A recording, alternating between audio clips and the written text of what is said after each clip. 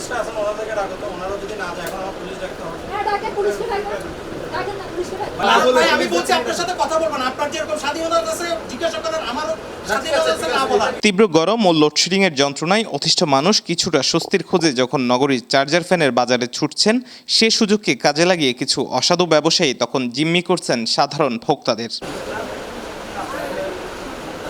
এমন অসঙ্গতির কারণে বাজার মনিটরিংয়ে এসে ভোক্তা অধিকার সংরক্ষণ অধিদপ্তরের জরিমানা গুনেও যেন থামছে না তাদের দৌরত্ব। তেলে বেগুনে জ্বলে ওঠা অসাধু এই ব্যবসায়ীর এমন আচরণ যেন চোরের মায়ের বড় গলা প্রবাদটিরই সমর্থক। আমার প্রতিষ্ঠান থেকে যদি কেউ কম দিতে পারে, চ্যালেঞ্জ, আমার প্রতিষ্ঠান থেকে যদি এই মার্কেটে উনি আমার প্রতিষ্ঠানে ঢুকছে, উনি এখন যদি আমাকে যে 20,000 টাকা জরিমানা করছে, শুধু এই মার্কেটে না, এখানে যত দোকান আছে সবাইকে করতে হবে। ওনারা করবে না, ওনারা পিক এন্ড চুজ করতেছে। জানুয়ারি মাসে 4,800 5,000 টাকা দিয়ে যে প্রোডাক্টটা কিনছি, এটার একটা ইনভেস্টমেন্ট কস্ট আছে না, ওনারা এটা কনসিডার করে না।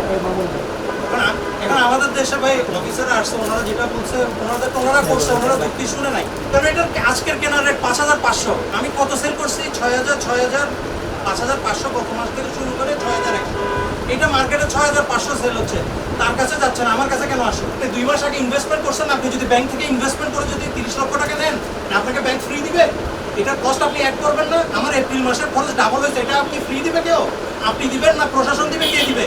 সোমবার চট্টগ্রাম নগরীর রাইফেল ক্লাবে অবস্থিত চার্জার ফ্যানের বাজার মনিটরিংয়ে এসে এমন বেশ কিছু অসঙ্গতি খুঁজে পান ভোক্তা অধিকার সংরক্ষণ অধিদপ্তরের কর্মকর্তারা। এতে ব্যবসায়ীদের সতর্কীকরণের পাশাপাশি কয়েকটি প্রতিষ্ঠানকে আনা হয় জরিমানার আওতায়। তো সেটা সম্পূর্ণ অসঙ্গতিপূর্ণ, আমরা ব্যবস্থা গ্রহণ করেছি এবং ভবিষ্যতে যদি অপরাধ বজায় থাকে আমরা কঠোর আইনানুগ ব্যবস্থা গ্রহণ করব। আমরা 2টা প্রতিষ্ঠানকে 25,000 টাকা অর্থদণ্ড করেছি। ভুল স্বীকার করে নিয়ে মার্কেটটির দোকান মালিক সমিতির সভাপতি বলছেন, ভবিষ্যতে আরও সতর্ক থাকবে ব্যবসায়ীরা। দাম তো একসাথে আর বাড়ায় নাই, ক্রমান্বয়ে মনে করেন ডিসেম্বরে ছিল 1 রেট, জানুয়ারিতে 1 রেট, যারা খুচরা বিক্রি করে তারাও দাম বাড়ায় বিক্রি করতেছে। হয়তো ক্রয় ভাউচার দেয় রাখে নাই, সেটা অপরাধ। চার্জার ফ্যানের অতিরিক্ত দামে অতিষ্ঠ ক্রেতারা সাধুবাদ জানিয়েছেন ভোক্তা অধিকারের এমন পদক্ষেপকে। ভবিষ্যতেও এমন কার্যক্রম অব্যাহত থাকবে প্রত্যাশা তাদের।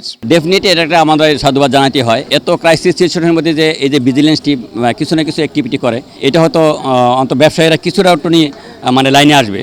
অন্যান্য সময় এগুলো আমরা প্রায় এখন নিজেদের 8,500, ওগুলো প্রায় 4,200 100 এরকম 4,000 এরকম। অনিক আখন্দ, দৈনিক আজাদী।